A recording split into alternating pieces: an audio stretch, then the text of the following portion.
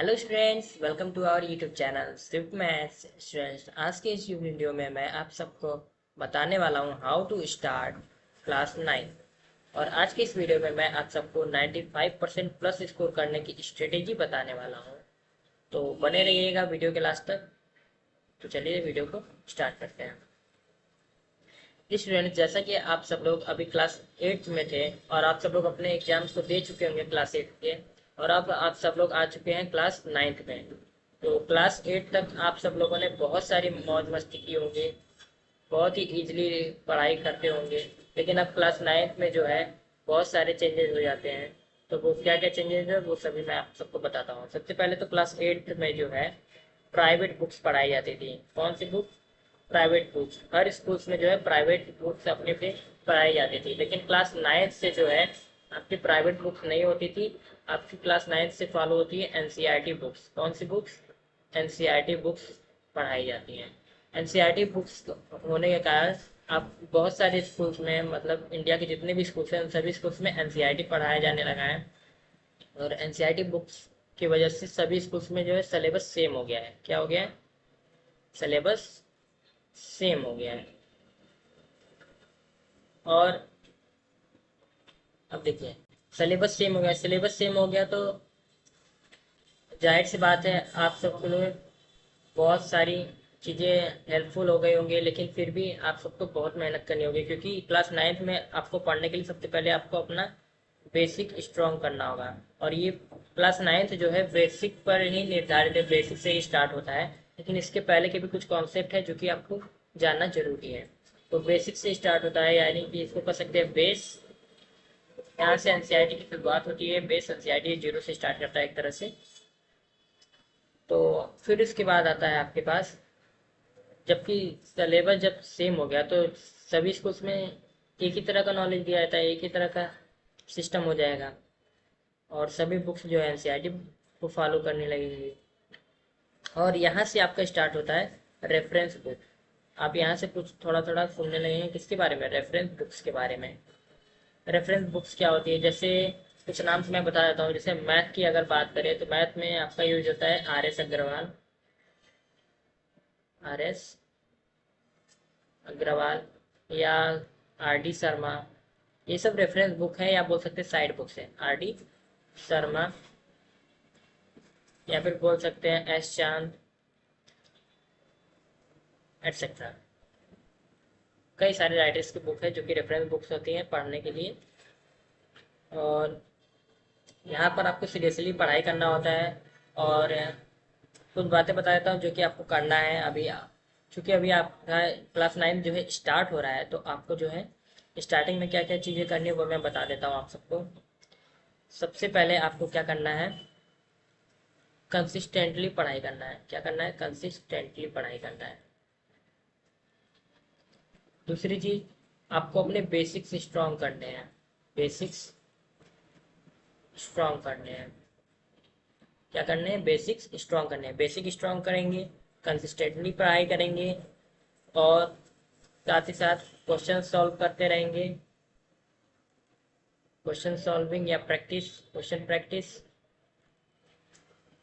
और आपको जो है अपने सभी कॉन्सेप्ट को जो है अच्छे से क्लियर करना पड़ेगा। क्लास 9 में कॉन्सेप्ट को क्लियर करना पड़ेगा। ये सभी चीज़ें जो कि बहुत इंपॉर्टेंट है, ये आपको रेगुलरली फॉलो करना है। और स्कूल्स को डेली अटेंड करिए, जहाँ तक हो सके स्कूल्स अटेंड करिए। डेली डेली अटेंड करिए। जब कोई रीजन हो तभी आप लीव करिएगा, अदरवाइज लीव मत करिएगा बिना वजह। तो स्कूल से अगर आप अटेंड करेंगे तो आपके नोट्स प्रॉपरली कंप्लीट होते रहेंगे, टीचर्स के सिग्नेचर होते रहेंगे। आप डेली की पढ़ाई जो है करते रहेंगे तो आपका पीछे का जो है बैक नहीं लगेगा। मतलब कि कुछ कंटेंट जो है पीछे के छूट जाते हैं तो आप जो है आगे का पढ़ते रहते हैं, और पीछे का जो छूट जाता है तो फिर आगे का समझ नहीं आता है। तो इसलिए आपको क्या करना है? आपको सभी चीज़ें एक साथ चलते रहनी चाहिए। आप अपने टीचर्स के संपर्क करके एकदम उनके साथ जो है अच्छे से पढ़ाई करते रहिए। और उनसे अगर कोई डाउट होता है, कोई प्रॉब्लम होती है, तो वो आप उनके साथ डिस्कस करके अपने क्वेश्चन का सॉल्यूशन पा सकते हैं। तो ये हो गया स्कूल अटेंडेंस। और सिक्स्थ हो गया एक्टिवनेस। एक्टिवनेस का मतलब क्या है कि आप सब लोग जब भी क्लास करते हैं, कहीं भी क्लास करें, चाहे ऑनलाइन क्लास करें चाहे ऑफलाइन क्लास करें, तो आपको क्या करना है कि आपको हमेशा एक्टिव रखना है अपने आप को। आप पढ़ रहे हैं तो आपका ध्यान केवल पढ़ाई में होना चाहिए। ऐसा नहीं है कि आप पढ़ाई उधर कर रहे हैं, उधर गाना सुन रहे हैं, उधर से गाना आवाज़ सुनाई दे रहा है, आपको गाना सुन रहे हैं। ऐसा नहीं होना चाहिए। आप पढ़ाई कर रहे हैं, इधर खा भी रहे हैं, हाँ तो खा तो सकते हैं, ऐसी बात नहीं है। या फिर आप यहाँ पे पढ़ाई कर रहे हैं और दिमाग में कहीं और गोलगप्पे खा रहे हैं, कुछ भी कर रहे हैं, तो ऐसा नहीं होना चाहिए। आप अगर पढ़ाई कर रहे हैं तो कंसिस्टेंटली पढ़ाई करिए।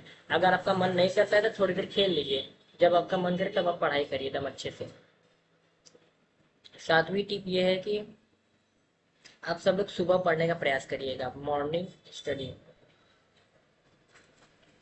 मॉर्निंग स्टडी बहुत इंपॉर्टेंट होता है। ऐसा क्यों? ऐसा इसलिए क्योंकि जब आप मॉर्निंग में उठते हो तो आप मॉर्निंग में उठने के बाद आपका दिमाग जो है एकदम एक्टिव रहता है और आपके दिमाग पूरा फुल चार्ज रहता है एक तरह से।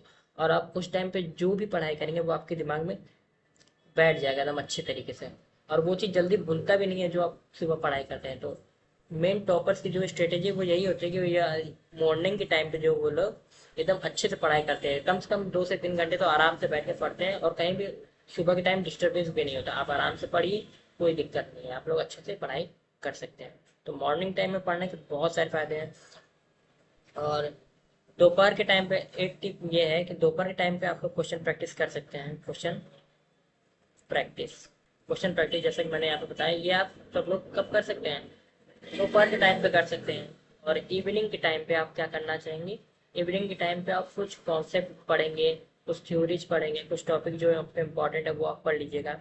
ऐसे टॉपिक्स पढ़िएगा जो कि इजी हो, क्योंकि इवनिंग के टाइम पे हो सकता है कि आपका दिमाग जो है ज़्यादा टायर्ड हो गया हो, इसलिए आप इवनिंग में जो है इजी टॉपिक्स को पढ़िए और मॉर्निंग में जो है थोड़े टफ टॉपिक को सॉल्व करने की या पढ़ने की कोशिश करिएगा। इससे क्या होगा तो आपके सभी डाउट जो है क्लियर हो जाएंगे।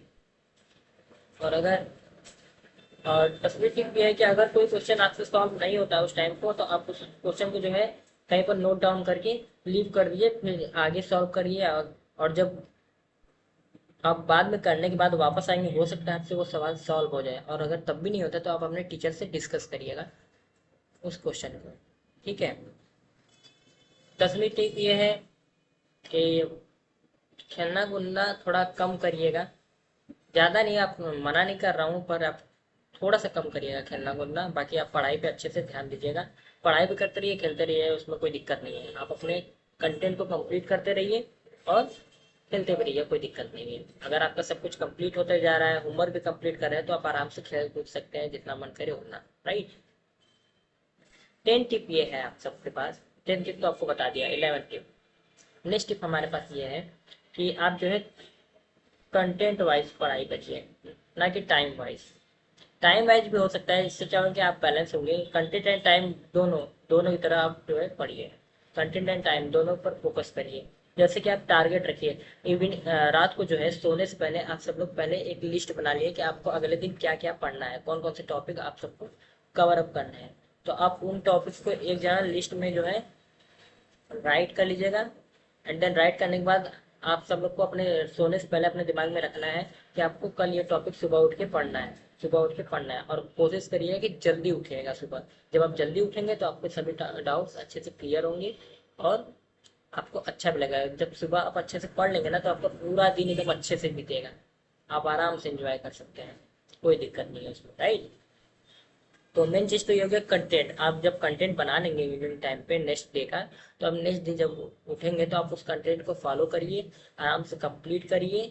और ज़रूरी थोड़ी है कि आप जो है टाइम में, जैसे कि कुछ लोग बताते हैं कि आप 2 बजे से 3 बजे ये पढ़ लीजिए, 4 बजे से 4 बजे तक फिक्स कर देते हैं। ये फिक्स करने वाली बात गलत होती है। मैं बता रहा हूँ, क्योंकि ये फिक्स करने वाली बात से ये होता है ना कि आप जो है बैठते तो हो, आप बैठने का टाइम तो होता है, लेकिन जब मन नहीं होता तो आप नहीं पढ़ पाते हैं। इसलिए मैं कहूँगा कि आप जो है कंटेंट वाइज पढ़िए। कैसे? Content wise. आपको ये रखना है कि आपको इतने टॉपिक जो है आज खत्म करने हैं, तो आप उस तरीके से पढ़ेंगे तो आपको जब मन करेगा आप आराम से पढ़ेंगे और उसको कंप्लीट करिएगा। ऐसा नहीं कि एकदम से फ्री हो जाइएगा कि सर ने बोला कि टाइम से नहीं पढ़ना है, तो ऐसा नहीं है।